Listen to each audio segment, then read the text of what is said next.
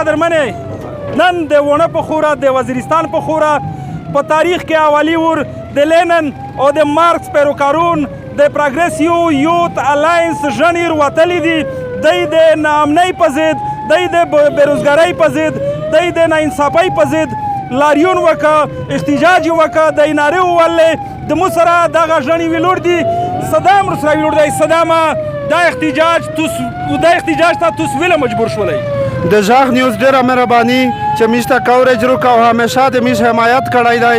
لکه څرنګه چې توس ته پاته دو چې دلته د سادۍ نه په قبایل اضلاع کې د ظلم، د جبر، د دهشتګردۍ، د انتها پسندۍ انتها دو، نو دلته یو دوه مور دهشتګردي ته هاو ورکړوی شي د دغه ریاست په وسادت سره، د دغه ریاست په منصوبې سره.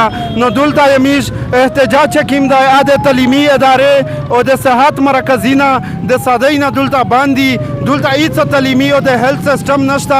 یوه په داسې معاشراتو لکه په ځنګل کې. نو موږ د دغه خلاف د ریاست نه دا مطالبه کی چې د موږ تعلیمي او د صحت ادارې چې کوم دي دا فلفورا بحاله کړه او چې کوم ډاکټرون دي یا ټیچرز دي هغه حاضري یقیني کړه.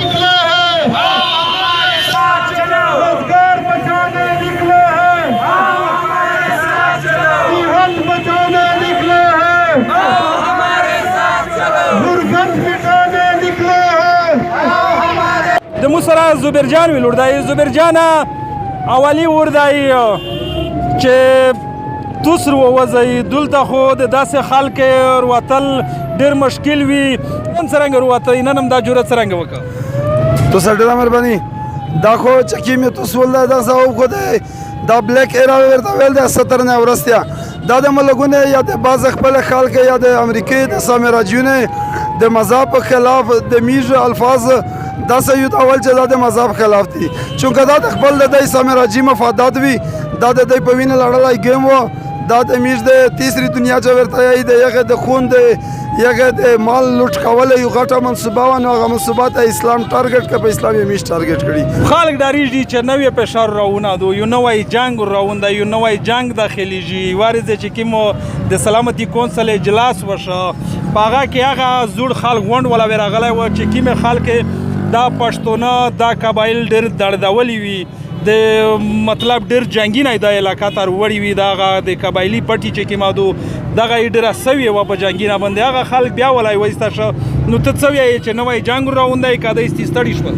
نه مهرباني د دی په وجود کې هغه طاقت نه دی پوته شوی، که د امریکې سامراج دی که د پاکستان دی علاقایي سامراجیون دي هغه په وجود کې هغه طاقت پوته شوی نه دی.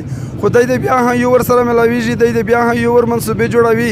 نو په دا باندې مارکس ولې جدلیاتي فرمولا دو هغه فرمولې نه دی د خیر سیاسي پته نه لګېږي. نو دا په ډېر شعور ډېر سستره وي، شکار وي، شعور اصلي کې مادي شی وي. نو دغه کلاس وتکوله وخلي دی د خپل عزایم نه خپل ووړي، دی د شکست خور ته دی د درشتو دی د انتهایی شکست سره مخامخ دی، دی تباه دی، دی بربود دی، دی د ټول ادارې متدین کې دی، دی د ټول تکبر هغه غرور متدین کې د ټول سامراجي اډې وي انشاءالله ولا ټولیږي. ډېره مننه، ډېره شکریه. جی د ژغ قدرمنې ورته وایي چې څنګه به نن سبا کې ګل شي، ما یې په سر کې سرې غوټۍ لیدلې دي نه. نو داس وخت و چې داسې خلک وروتل خو پرېږده، ګرځول په دغه علاقه کې ناممکن وي. خو ماشاءالله ژڼې بیدور دي. وس هغه خلک مخامخ د احتجاجي نه کو، د هغې خلک مخامخ لاریوني نه کو چې کومې خلک د میژ د ترقۍ په لار کې رکاوټ وي، میژ ته یې ترقي نه رکوله، میژ علاقه ته یې همیشه بربادي راوړله. د کیمرامین سعید وزیر سره AK وزیر، ژغ نیوز وانه.